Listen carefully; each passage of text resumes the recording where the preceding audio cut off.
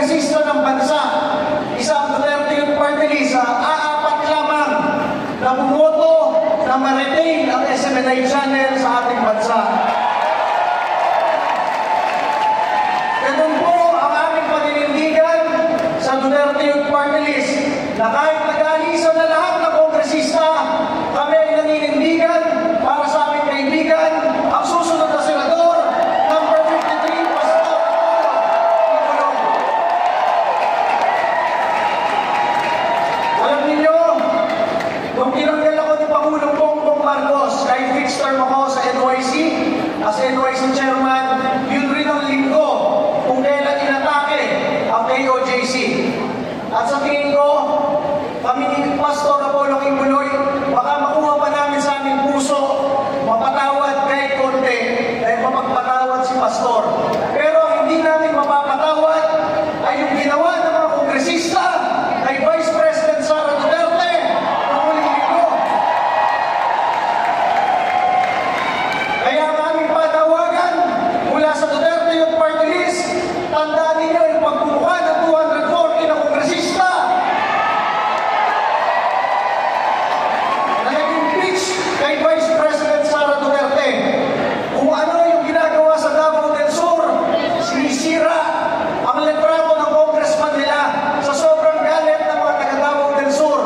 Sana tayong 32 million na lampas ng mga Pilipino ay manindigan ngayong eleksyon na ito. Huwag niyo iboto! Huwag niyo iboto lahat ng nag-traidor na kongresista sa mga Duterte.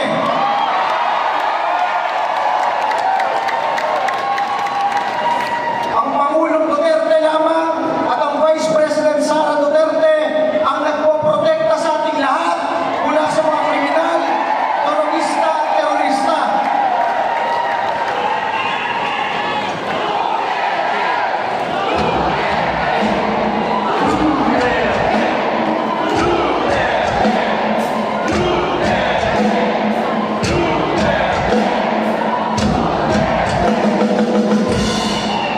Kaya ang ating panawagan, kailangan protektahan natin ang Pangulong Rodrigo Duterte at ang ating Vice President Sara Duterte.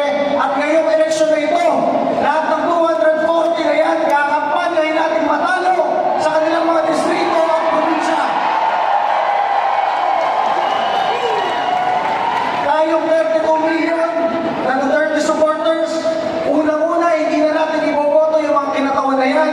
At pangalawa, lahat ng mga neutral, ating mga kapitbahay, kababayan, kakampanyahin pa natin na huwag iboto yung mga traidor at walang utang na loob ng mga kongresista na yan. Baka hindi nila alam, si Rodrigo Duterte ay wala pang talo kahit kailan sa kanyang buhay. Naging Vice Mayor ng Davao City noong 1987, naging Mayor, naging Congressman, naging Presidente ng Pilipinas. Kaya lang wala si Rodrigo Duterte ngayon, dahil nag-Presidente na siya at hindi siya tumakbong senador. Pero kung akala nila, mahina na ang pamilya Duterte, nagkakamali din sila. Dahil ang taong bayan ay puro Duterte supporters.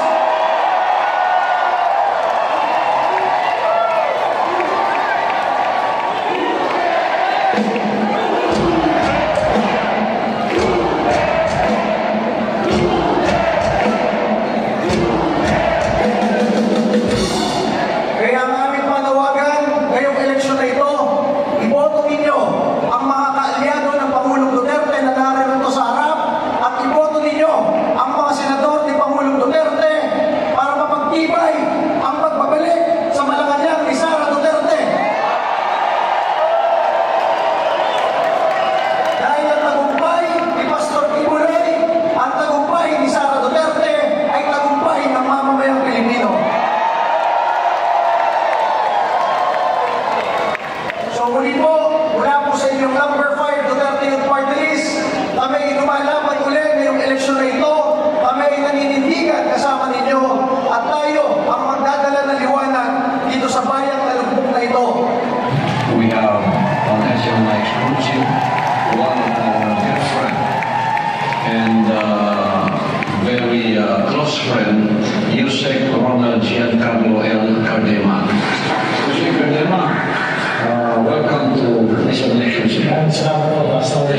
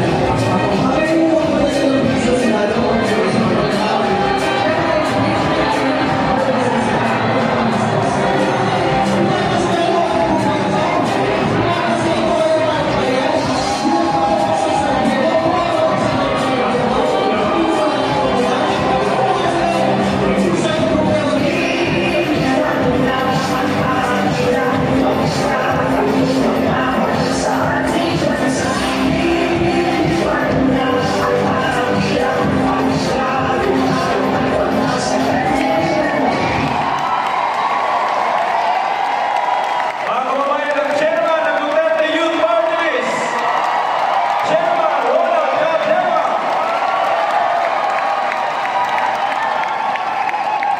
Magandang hapon po sa inyo lahat. Ako po si Chairman Ronald Cardema ng Duterte Youth Party List. Ang kaisa-isang party list sa Kongreso na lumalaban sa mga makakaliwang grupo. Ang kaisa-isang party list sa Kongreso na nagbabalik ng death penalty para sa mga kriminal, terorista, NPA terorista. Ang kaisa-isang party list na nagtanggol kay Pangulong Rodrigo Duterte sa Kongreso at sumama kay Vice President Sara Duterte sa Kongreso. At umaalala ninyo, sa 300 na kongresista ng bansa, isang Duterte Youth Party List, aapat lamang na bumoto na ma-retain ang SMNI channel sa ating bansa. Ganun po ang aming paninindigan sa Duterte Youth Party List na kahit